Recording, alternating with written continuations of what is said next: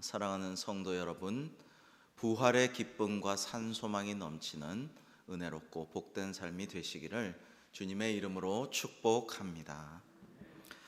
긴 터널 같았던 코로나의 끝이 보입니다. 동굴은 때로는 막혀 있어서 꼼짝없이 더 나갈 수 없을 때가 있지만, 터널은 정말 길어 보이는 터널이 가끔 있죠. 그래서 이거 정말 언제 끝나나 하지만 결국에는 어슴풀의 빛이 비추고 그 터널을 빠져나갈 때가 있는데요. 2년 넘게 우리가 고생하다가 이제 또 어느덧 회복하는 시기를 맞이했습니다. 참 감사하다라는 생각을 하면서 지난주 주신 말씀에 이어서 계속 오늘 골로새서 1장 말씀을 좀 나누고자 합니다.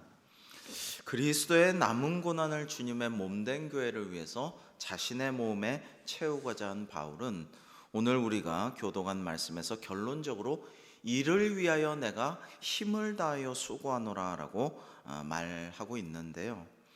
그토록 그러면 바울 사도가 수고한 내용이 무엇인가 오늘 두 가지만 살펴보도록 하겠습니다. 첫 번째는 하나님의 말씀을 전하고 가르치려 했다라는 것입니다. 여러분, 오늘 말씀 25절에 보시면 내가 교회의 일꾼 된 것은 하나님이 너희를 위하여 내게 주신 직분을 따라 하나님의 말씀을 이루려 함이니라 라고 말씀하였습니다. 여러분, 오늘 사실은 제가 이 수요기도의 설교를 준비하면서 다른 때보다 더 좀 힘이 들었어요. 더 많이 좀 힘이 들었는데, 왜 그러냐면은 지난 시간에 이어서 이번 시간까지 항존 직분자 선거를 앞두고 우리가 좀 사명에 대해서 생각하면서 이 말씀이 너무 귀하고 좋아서 우리가 나눴으면 하고 기도하고 준비하는데, 말씀의 내용은 너무 좋고 깊고 은혜로운데 정말 어려운 내용이에요. 이 말씀의 내용이 참 어렵습니다. 그래서 이걸 어떻게 하면은 잘 좀 이제 풀어서 나눠드리고 우리가 함께 은혜를 받을까, 그래서 참 열심히 준비를 하고 고심을 했어요. 여러분, 연설 같은 거는 하면 할수록, 강의나 연설이나 뭐 이런 것들 하면 할수록 늡니다. 베테랑이 되는데, 이 아주 훌륭한 설교자, 오래 목회한 목사님들 직접 말씀을 많이 들어봐도, 곽선임 목사님도 많이 이제 직접 많이 배웠지만은 그런 말씀을 많이 하셨어요. 대화할 때도 그런 말씀을 많이 하시고, 설교는 하면 할수록 어렵다. 하면 할수록 편해지고 좋아지고 쉬워지는 게 아니라 하면 할수록 어려워. 왜요? 그만큼 어렵고 두렵고 떨림으로 해야 되고, 또 그만큼 하나님의 말씀을 증거한다는 것은 인간적인 게 아니기 때문에, 강의나 그냥 연설이나 이런 웅변이나 이런 것과는 다르기 때문에 그렇다라는 것입니다. 오늘 말씀에서 내가 사도 바울이 교회 일꾼 된 것은 하나님께서 너희를 위해 내게 주신 직분을 따라 하는데, 이 직분이란 말이요, 개역 한글 번역에서는 경륜이라고 번역했어요. 경륜. 이거를 이제 헬라어 신약 원어는 오이코노미안인데, 여기서 오이코노미안에서 이코노미가 나왔어요. 이코노미가. 이 경륜이라는 데서 경제라는 말이, 오늘날 우리가 제일 중요한 거, 바보야, 제일 중요한 건 경제야. 미국에서도 대선에서 그런 캠페인이 벌어졌고, 우리나라에서도 경제가 대선에서 제일 중요하다 하잖아요. 경제라는 말이 여기서 나왔어요. 경륜. 근데 이 경륜이라는 말은 직분이라고도 해석할 수 있고 청직이라고 해석할 수도 있고요. 그 다음에 공동번역은 카톨릭과 우리나라 천주교와 개신교회가 같이 이렇게 번역을 최선을 다해서 한번 만들어보자 해서 만들었던 공동번역은 하나님께서 맡기신 사명을 따라라고 번역했어요. 그래서 이게 이제 직분, 경륜, 청지기, 사명, 하여튼 그런 것들을 따라서 내게 주신 그 사명을 따라서 하나님의 말씀을 이루려 함이라 라고 말씀하고 있는데, 이게 또 어려워요. 하나님의 말씀을 어떻게 이루는 건가? 하나님의 말씀을 이룬다는 건 뭔가? 진짜 어려워요, 이게. 근데 원문의 의미는요, 이 이루다라는 건 헬라어 플레로사이라는 건데요. 문자적으로 채우다, 가득하게 하다, 완성하다, 충만하다 이런 뜻인데 본문의 의미는 선교, 전도 사역과 관련해서 말씀 전하다, 전파하다 이런 뜻이에요. 그렇게 생각하면 쉬워요. 자, 말씀을 전파하려고 했다. 내가 최선을 다해서 내게 주신 직분과 사명을 따라 하나님 말씀을 전파하려고 했다라는 의미예요. 근데 말씀을 이루려 함이로라 하면은 이거 어떻게 말씀을 이룬다는 게 뭔가 굉장히 어렵잖아요. 근데 좀 더 우리가 쉽게 파악한다면 하나님 말씀을 내가 잘 전파하고 전하고 전도하고 선교하고 가르치려고 애썼다 이 말씀이에요. 자, 이 비슷한 이 플레로사이란 여기 써진 이 이루다라는 말은요, 로마서 15장 19절에 보시면 그리하여 내가 예루살렘으로부터 두루 행하여 일루리곤까지 그리스도의 복음을 편만하게 전하였노라. 이때 전하다란 말과 똑같은 단어예요. 그러니까 말씀을 증거하고 전하고 전파했다 이 말씀이에요. 그래서 바울은 자신이 이방인들에게 하나님의 말씀을 충분하게 전파하려고 노력했다라는 것을 밝히고 있습니다. 우리 26절의 말씀 같이 한번 읽어보시겠습니다.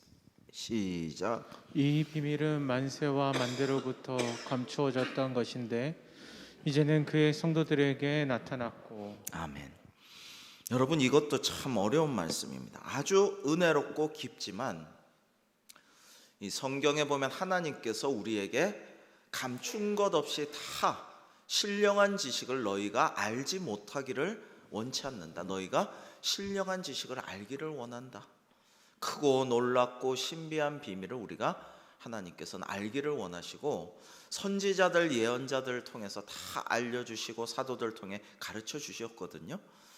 근데 이렇게 말씀을 이제 오랫동안 공부하고 끊임없이 연구하고 묵상하고 기도하면서 몸부림치면서 말씀을 준비해서 그걸 잘 해석해서 여러분과 나누고 전하는 해석자가 꼭 필요해요. 그래야 좀 더 잘 알 수가 있어요. 왜냐하면 굉장히 어렵기 때문에.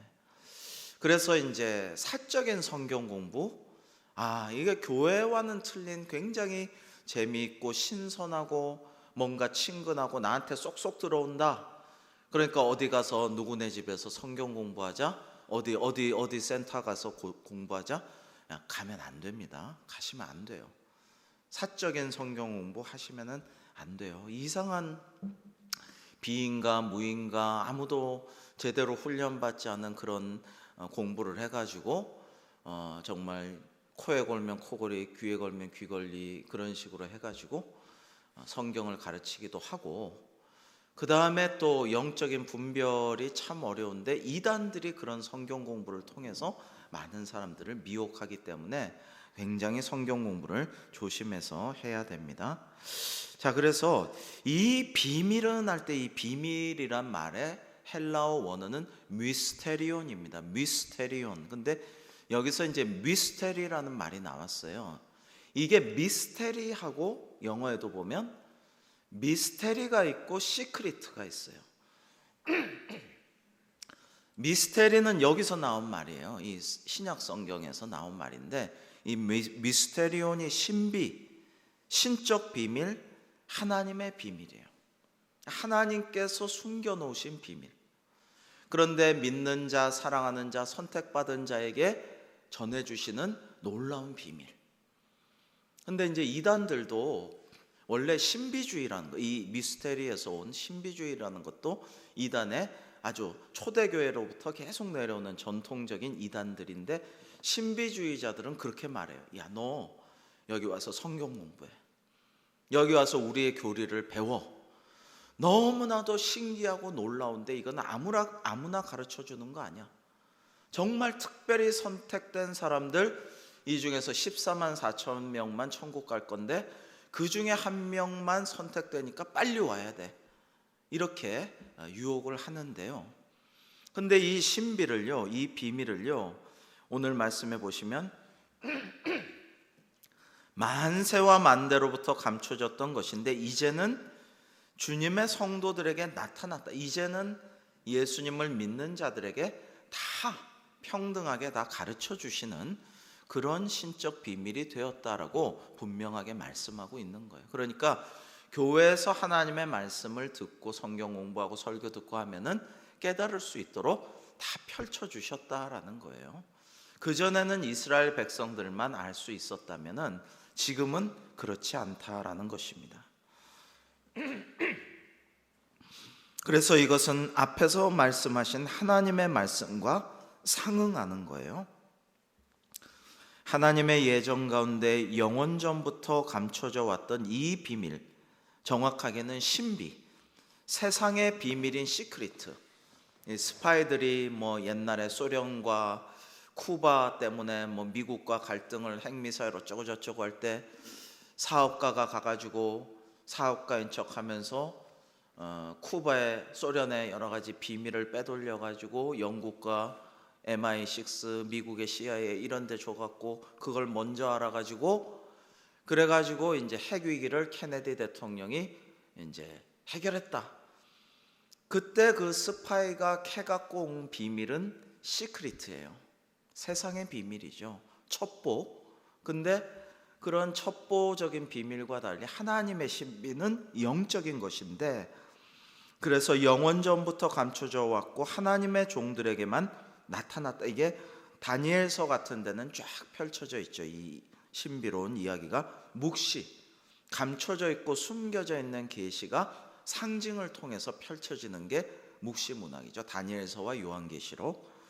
그런데 그리스도께서 오신 신약 시대에 이르러서는 이스라엘 선민만이 아니라 하나님께 택함 받은 이방인들에게, 믿기만 하면 모든 사람들에게 활짝 열려지게 되었다라는 것입니다. 우리 27절 같이 한번 읽어보실까요? 27절 말씀입니다. 시작. 하나님이 그들로 하여금 이 비밀을 영광이 가운데 얼마나 풍성한지를 알게 하려 하심이라.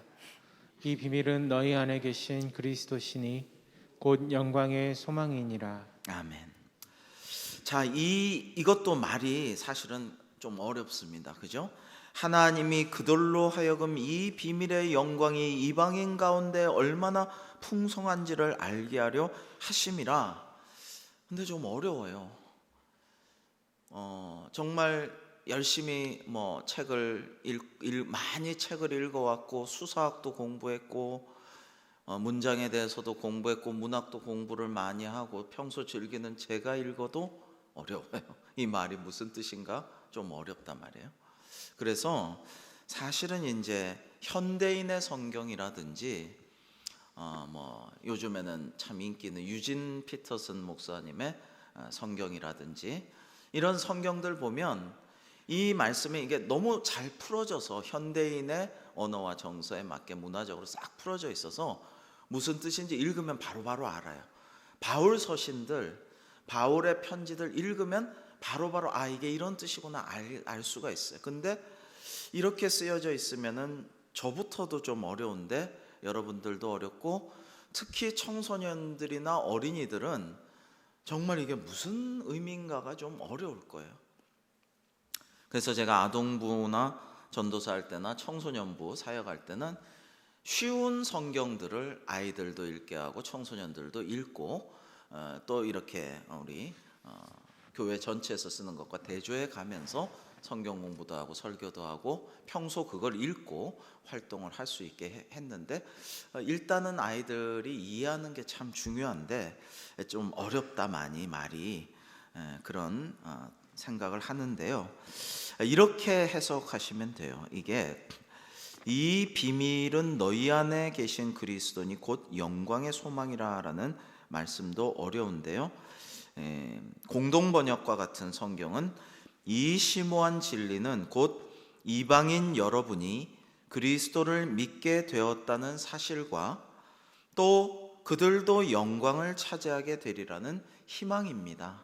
이렇게 번역을 했습니다. 그러면 이제 알 수가 있겠죠. 즉 이방인인데 이 골로새 교인들이 그리스도를 믿게 되었다는 것, 즉 골로새 교인들의 마음속에 이제 그리스도가 임재하신다는 것, 이것은 이방인들에 대한 하나님의 구속의 계획이 성취되었다라는 것을 말해주면서 이방인들도 그리스도의 영광을 나누어 가질 수 있는 소망을 갖게 되었다라는 것을 이제 잘 설명을 해주고 있는 것입니다. 근데 이 비밀의 영광이 이방인 가운데 얼마나 풍성한지를 하나님께서 알게 하려 하심이다라고 했는데요. 바울은 여러 가지 본문에서 그리스도의 신비와 관련해서 풍성함, 플루토스라는 단어를 쓰고 있어요. 로마서 2장 4절에는 길이 참으심의 풍성함, 에베소서 1장과 빌립보서 4장에서는 영광의 풍성함, 로마서 11장 33절에서는 지혜의 부요함, 에베소서 1장과 2장에서는 은혜의 풍성함. 이게 무슨 말이냐면 아주 놀랄만한 하나님의 신비를 표현할 때 바울은 흔히 풍성하다, 부유하다, 크고 놀랍다, 너무 풍요롭고 넉넉하다라고 하나님의 신비를 표현할 때 그렇게 많이 표현을 했다라는 것입니다. 근데 뭐가 그렇게 신비하고 놀랍고 은혜롭고 풍성하고 크고 참 너무나도 족하냐? 그게 뭐냐? 그것은 이방인들이 회개하고 그리스도와 한 몸이 되어서 구원을 얻게 되는 그 하나님의 비밀, 그 신비가 너무나도 우리에게 풍성한 것이고 부유하게 하는 것이고 우리를 놀랍게 하는 것이고 크고 신비하다, 이 말씀을 지금 하고 있는 거예요. 그러니까 내용은 너무나도 깊고 영적이고 은혜롭고 충만한데 참 어렵죠. 그래서 이렇게 풀어드리려고 노력을 하고 있습니다. 자, 두 번째로 오늘 바울이 이를 위해서 내가 힘써 수고한다. 뭐를 그렇게 힘써 수고하느냐? 사람들을 그리스도 안에서 완전한 자로 세우려고 했다. 그 말씀을 오늘 하고 있는 것입니다. 우리 28절 같이 한번 읽어 보시겠습니다. 시작. 그를 전파하여 각 사람을 권하고 모든 지혜로 각 사람을 가르침은 각 사람을 그리스도 안에서 완전한 자로 세우려 함이니. 아멘. 여기서 우리가 그를 전파하여 할 때 우리는 그 당시에도 이단이 있었어요. 여러분, 이단은요 처음부터 있었어요. 처음 교회부터 사도들을 핍박하고 바울 네가 무슨 사도냐, 너는 예수쟁이들 핍박하던 나쁜 놈 아니냐 하면서 예수 믿는 그리스도인도 욕하고 바울도 욕하고 이러면서 분란을 일으키고 파당을 짓고. 여러분, 교회는 평화와 은혜가 가장 중요한 거예요. 그죠? 우리 교회는 참 좋은 교회죠. 너무나 하나님 기뻐하시는 그런 교회입니다. 근데 크고 힘이 있고 뭐 권세가 있고 부유하고 아무리 그럼 뭐예요? 고린도 교회가 대단한 교회지만 뭐가 문제였어요?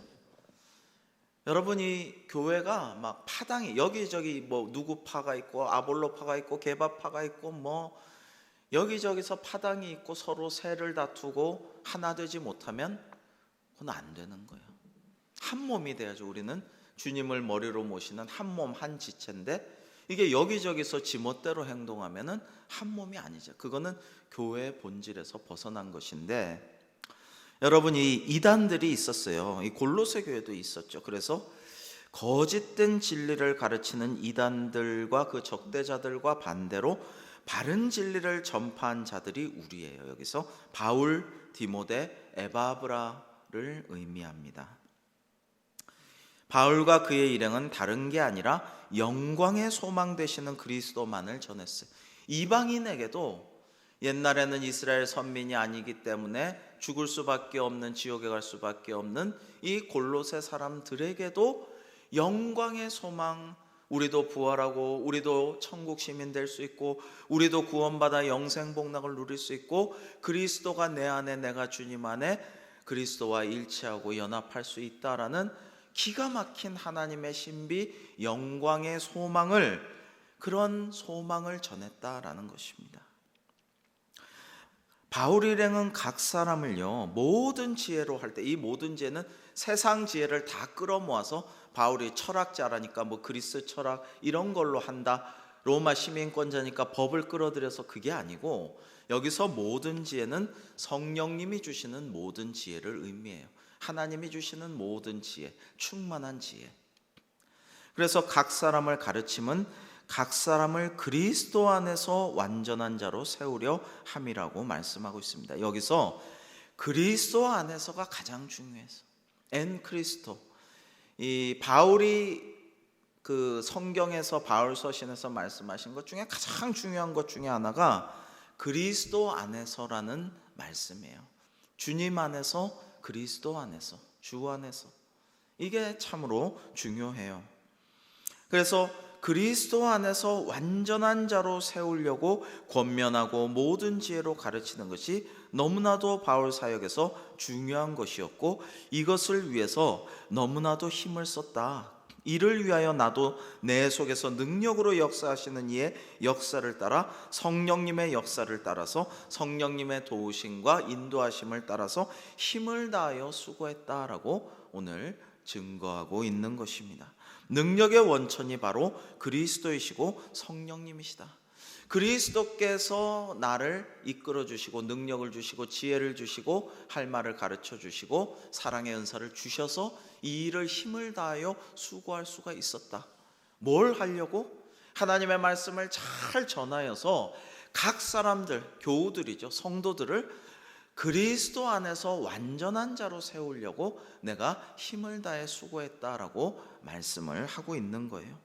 이게 고생이 되더라도 그리스도의 남은 고난을 주의 몸된 교회를 위해서 내 몸에 채우노라라고 지난주에도 말씀을 한 것이죠. 거기 이어서 지금 말씀을 하고 계시는 거예요. 근데 우리가 기억해야 할 것은 5월 1일 날 우리가 다다음 주일에 공동의회가 있죠. 항존직 안수 집사님, 권사님을 선출하게 되는데, 여러분 그리스도 안에서 우리 기존의 교우, 기존의 장로님, 권사님, 안수 집사님, 집사님 모든 성도들이 모두가 그리스도 안에서 완전한 자로 세워지는 것이 우리 모두의 목표고, 특별히 목회자인 제가 늘 기도하고 그걸 위해서 말씀을 잘 전하려고 몸부림치고 기도하고 애쓰고 힘쓰고 연구하고 묵상하고 이렇게 하는 것이고, 그 다음에 중요한 것은 이제 항존 직분자 후보자들도 이제 이번에 안수 집사님 되고 권사님 되실 분들도 내가 그리스도 안에서 완전한 자가 되기 위해 한 걸음 한 걸음 더 거룩해지기 위해 주님의 뜻을 본받아서 살아가기 위해 그리스도를 본받는 삶을 살기 위해서 거기에 목표를 두고 늘 기도하고 말씀 읽고 그렇게 노력을 해야 된다라는 것입니다. 왜 그게 노력이 필요하느냐 하면요, 하나님은 늘 우리를 파트너로 삼으시고 우리를 청지기 삼으시고, 아까도 직분, 사명, 청지기, 경륜 다 말씀을 한 말씀이라고 나눴지만은 하나님은 그냥 하나님께서 혼자 다 하시는 법이 없어요. 처음부터 늘 우리를 구원 사역에 있어서는 우리를 사용하시기 때문에 우리가 죄 많고 부족하고 연약하고 어리석지만 늘 우리를 그리스도 안에서 세워가면서 우리를 사용하셔서 우리에게 일을 감당시키시고 우리가 노력하기를 바라시고 우리에게 또 자유의지를 주셨어요. 그래서 우리는 우리의 자유의지에 따라서 행동할 수가 있어요. 막 강제로 교회 나와라, 너 꼭 전도해라, 전도해서 스티커 다 붙여야 되고 너 전도 안 하면 너는 아웃이다.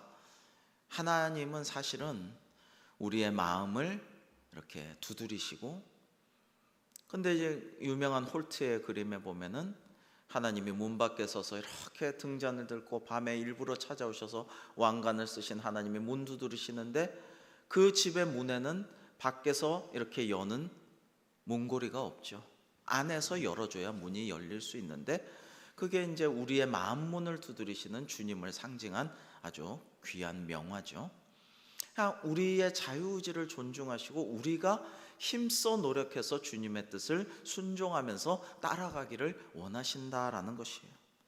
그래서 바울도 사도직을 행하고 목회를 할 때 수동적으로나 압력에 의해서 억지로 죽지 못해 마지 못해 하는 게 아니라 기계적으로 움직이는 것도 아니라 정말 기쁨으로 모든 괴로움과 고난을 감당하면서 했다라는 거예요.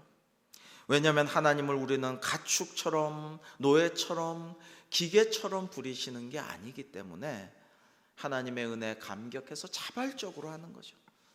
이제 항존직분자 여러분들이 되실 분들은, 우리 이번에 장로님은 우리가 피택하는 거를 다음으로 미뤘지만은, 이제 안수 집사님과 권사님도 정말 차원에서 자발적으로 하나님께 영광 돌리고 많은 이들을 구원하는 일에 힘쓰는 그런 분들이 되기를 우리가 기도해야 될 것이고, 본인도 그렇게 기도를 하면서 지금 준비를 해야 마땅할 것입니다. 자, 그런데 오늘 그리스도 안에서 완전한 자로 세우려고 내가 이렇게 수고한다라고 사도 바울은 말씀하시는데, 세상에서나 교회 안에서나 완전한 자로 세워질 수가 있을까? 이런 생각을 안 할 수가 없죠. 완전한 자, 너무나도 부담스러운 어려운 말이 아니겠습니까? 지금 이 새 정부를 조각하면서 인사청문을 통해 인물 검증을 많이 할 텐데, 이제 추천하는 쪽에서는 이분은 대단히 훌륭한 분이다, 이분만한 분이 없다, 이분은 아무 하자가 없다 하고 추천했는데, 이제 야당 쪽이나 반대파 쪽에서는 온갖 꼬투리를 다 잡아가지고 이제 얘기를 하고 엄청나게 싸울 거란 말이죠. 근데 인간적으로 생각할 때는 저 사람은 정말 훌륭한 사람이야, 대단한 사람이고 크게 기대해. 그래서 됐는데 정말 실망을 끼치고 많은 민폐를 끼치고 사람들을 슬프게 하는 일을 하는 경우도 왕왕 있고, 이 사람은 정말 부족하고 참 너무나도 모자라, 너무나도 그래서 간신히 어떻게 됐는데 너무나도 잘 이렇게 모든 사람에게 유익을 주는 그런 케이스도 있죠. 이게 인간의 생각으로 다 되는 건 아니란 말이죠. 하나님께서 이끄시고 인도하시고 사용하시는 것이지, 우리가 너무 인간적인 생각만 너무 해서는 안 되겠다라는 것을 우리는 늘 생각해야 돼요. 세상 사람들과 똑같아서는 안 되겠다. 그런데 교회도 너무 세상과 같이, 너무 세상과 닮은 모습을 지금 많이 보이고 있지 않는가라는 것을 우리는 생각하지 않을 수가 없습니다. 좀 재미있는 이야기를 제가 들었는데 한번 소개를 해드리겠습니다. 성서 속 믿음의 사람들 우리가 수요일마다 공부했는데, 이분들이 많이 출연하는 이야기인데요. 대도시의 한 대형교회 청빙위원회에서 청빙할 목사의 자격을 다음과 같이 정했답니다. 첫째, 우리가 모실 교회 목사는 설교는 정확히 20분만 하되 할 말은 다 하는 목사. 설교에서 죄는 정죄하지만 사람 마음은 상하게 하지 않는 목사. 매 주일뿐 아니라 수요기도에 새벽기도, 금요철학까지 훌륭한 말씀 전할 목사. 교회 일도 솔선수범하여 아침 8시부터 저녁 10시까지 열심히 일하는 목사. 11조뿐만 아니라 돈만 생기면 헌금하는 욕심 없는 목사. 키는 크고 얼굴은 잘생겨야 하나 제비처럼 생기지 않은 목사. 10대와 언제나 농구할 수 있어야 하고 노인들과도 언제나 시간 낼 수 있는 목사.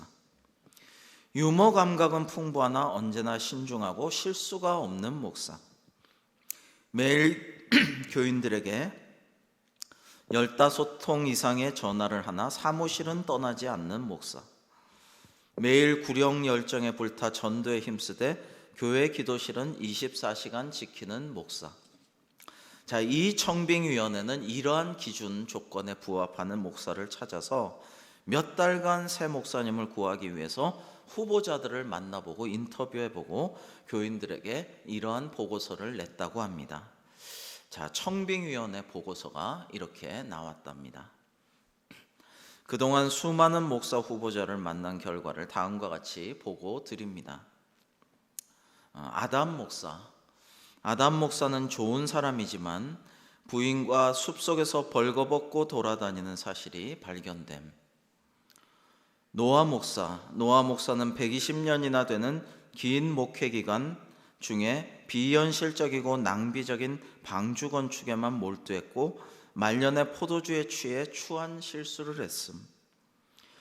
요셉 목사는 꿈이 컸으나 허풍쟁이였으며 지나치게 꿈 해몽에 집착할 뿐 아니라 감옥에 수감되었던 기록이 있음. 모세 목사는 온유하고 겸손했으나 자주 말을 더듬는 등 의사소통에 문제가 있고 사람들은 과거 살인 경력 때문에 그의 성격에 많은 의심을 가지고 있음. 드보라 목사는 여성이기 때문에 정서상 받아들이기 어려움. 다윗 목사는 최근까지 가장 총망받는 후보였으나 이웃의 아내와 간통한 사건이 드러나 큰 문제가 생겼음. 솔로몬 목사는 위대한 설교자지만 여자 문제가 복잡하다는 소문이 있어 여성들이 싫어함. 엘리야 목사는 기도는 많이 하지만 쉽게 낙심하고 좌절하는 성격이라 사람들이 불안해함. 호세아 목사는 인자하고 다정다감한 후보이나 사모의 사생활이 문란하고 복잡함.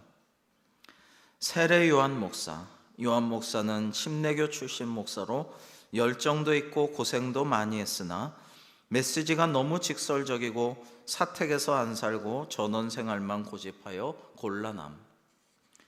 베드로 목사, 솔직하며 솔선수범하고 능력 있는 설교를 하지만 성질을 죽이지 못하는 다혈질에 결정적 순간에 배신을 하는 경향이 있음. 바울 목사는 능력 있는 설교자고 치유의 은사도 있으나 외모가 대머리인데다가 미혼이라 식사 문제를 담당할 여신도들이 매우 부담스러워함. 마지막으로 가룟 유다 목사는 인내심이 있고 보수적이며 자기 주관이 뚜렷하여 위기의 시대에 교회를 이끌 만하며 특히 MBA 전문 경영학 석사 출신으로 회계사 자격을 가졌기에 어려운 재정 문제를 잘 다룰 것으로 믿어 다음 주일에 설교를 초청했음. 다음 주일 가룟 유다 목사님의 설교를 기대하시기 바랍니다. 이상 보고를 마칩니다. 여러분, 이렇게 보고를 했다고 하는데요.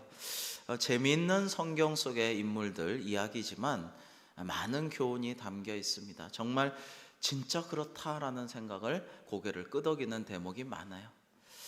제가 예전에 이제 한참 전인데 그 총회장 목사님과 우리나라 최초의 MBA 출신 공부를 하신 목사님이라 우리 총회 연금재단을 잘 이렇게 가꿀 분이다 하는 분을 소개해서 식사도 하고 옛날 얘기도 하고 포부도 듣고 그 총회장님이 엄청 기대를 하고 이 MBA까지 공부한 전문 경영학 석사까지 한 이 목사님이 대단한 자신의 자랑을 많이 하고 이랬는데 결국에는 우리 총회연금재단이 큰 문제가 생기고 다 이제 굉장히 난리가 났었죠. 그분 도망가고 엄청난 문제가 세상적으로나 우리 총회연금재단이 그 이후로 굉장히 어려운 상황까지 지금 계속되고 있습니다. 여러분, 세상적으로 우리가 기대하고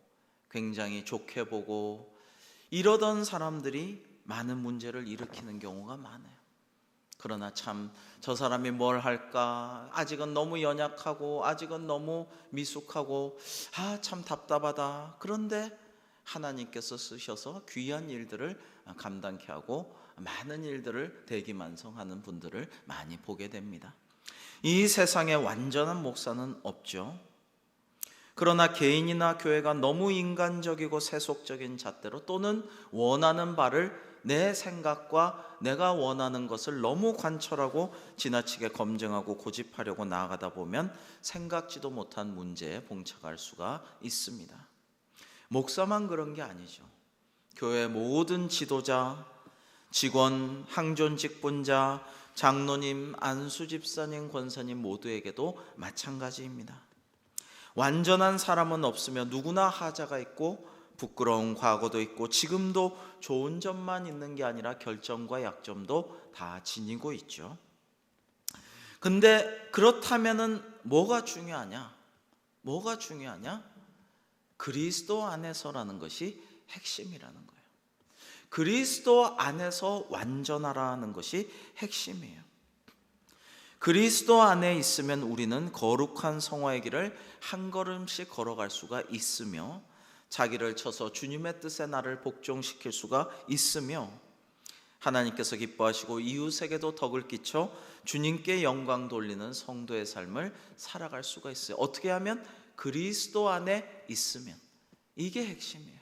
그리스도 안에 우리가 없으면, 그리스도 밖에 있으면 그렇게 못하는 거예요. 아무리 뛰어나고 아무리 대단하고 의지가 강하고 자기와의 싸움에서 이기는 사람이라도 그건 세상에서 이기고 성공하고 잘할 수는 있어도 그리스도 안에 있지 않으면 성화의 길을 갈 수가 없고 교회에 덕을 끼치고 하나님께 영광 돌리는 것과는 상관이 없는 거예요.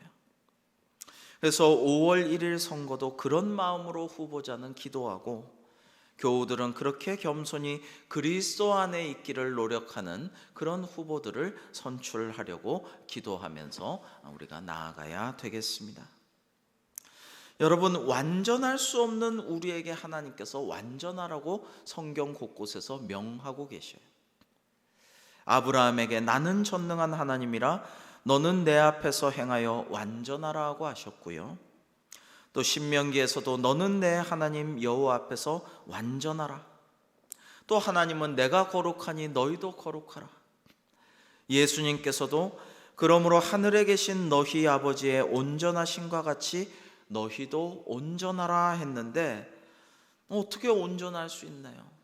저 자신을 돌아보면 전혀 온전하지가 않아요. 완전도 아니고 온전도 아니에요. 그런데 그리스도 안에 있으면 하나님께서 우리가 죄인인데 이걸 칭의라 그러죠. 의롭다 하셔요. 의롭다고 불러주셔요.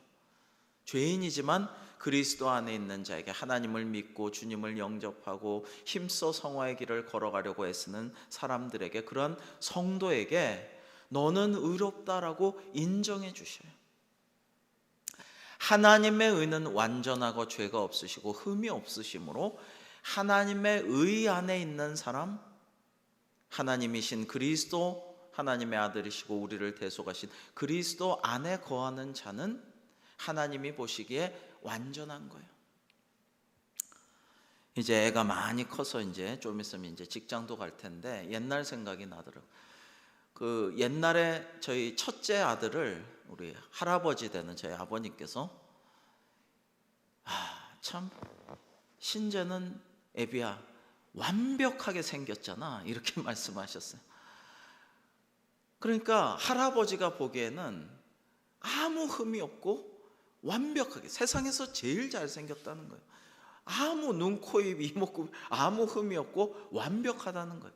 근데 어떻게 완벽하겠어요? 완벽한 사람이 어디 있겠어요? 근데 진심으로 그렇게 칭찬을 하시는 편이 아니시고 그런 식의 표현은 제가 평생 처음 들어봤어요. 살아가면서 한 번도 아버지께 제가 들어본 적이 없는 말인데 손주가, 첫 손주가, 맏손주가 너무 이쁘니까 얘는 생긴 게 완벽해. 아무 흠 잡을 데가 없어. 이렇게 말씀하신 게 얼마 전에 기억이 나더라고요. 하나님께서 우리가 그리스도 안에 거함을 보시면 우리는 완전하게 봐주시는 거예요. 하나님이 그렇게 인정해 주시고 죄인인 우리를 의롭다고 해 주신다라는 것입니다. 사도 바울은 성도를 그리스도 안에서 완전한 자로 세우고자 날마다 그리스도를 전파하고 모든 지혜로 가르친다라고 말하고 있어요. 이를 위해 수고한다고 하고 있어요. 여기서 완전한 자가 되는 필수 조건은 그리스도 안에서라는 것을 우리가 기억하고 그리스도 안에 있는 하나님의 지혜와 모든 지식과 능력의 충만함을 받아서 성도는 완전한 자로 설 수 있다라는 것을 믿으시기를 바랍니다. 이것이 그리스도를 본받는 우리 모두의 목표예요. 그리스도를 본받는 삶이 우리의 목표예요. 그게 우리의 삶의 목표이고 앞으로 우리 교회를 위해 헌신할 일꾼들이 목표로 삼아야 할 바입니다. 저도 이를 위해 기도하며 하나님 말씀을 전하는데 늘 힘쓰며 그리스도 안에서 계속해서 완전한 자들을 세워갈 수 있도록 기도하며 노력할 것입니다. 우리 마지막으로 에베소서 4장 13절의 말씀을 의미를 음미하면서 함께 읽어 보실까요? 시작.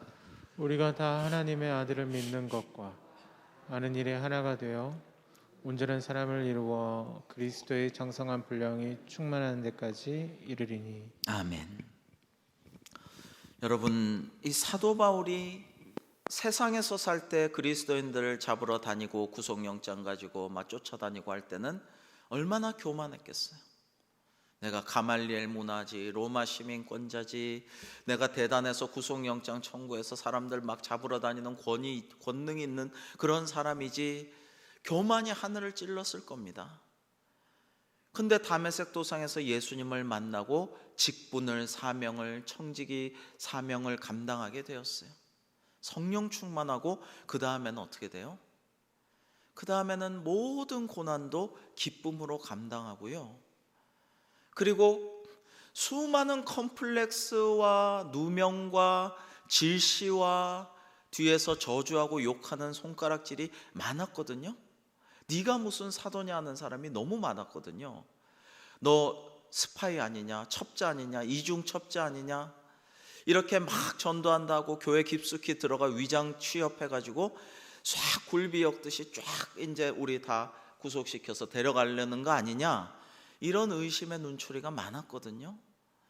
그러나 이 모든 것들 다 괜찮아요. 바울은 그리스도 안에 있기 때문에 그 모든 것들을 다 이겨낼 수 있고 기쁨으로 다 감당할 수 있고 박해도 감당할 수 있고 일부러 순교하려고 가요.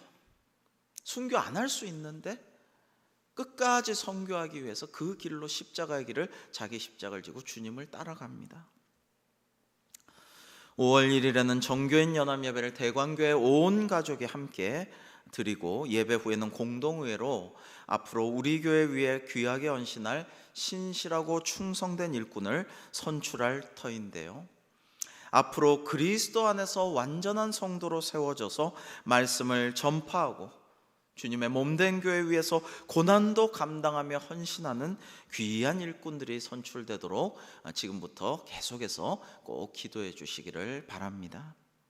후보자 본인들도 겸손히 하나님 말씀에 순종하여 그리스도 안에서 완전해지는 성화의 길을 날마다 걸어가기를 사모하며 앞으로 더 큰 영광을 하나님께 돌려드리고 우리 대광교회를 더욱더 굳건히 세워가는 데 이바지하는 우리 교회의 지도자, 직분자, 사명자들이 되기를 계속해서 후보자들도 기도하시기 바랍니다. 기도하시겠습니다.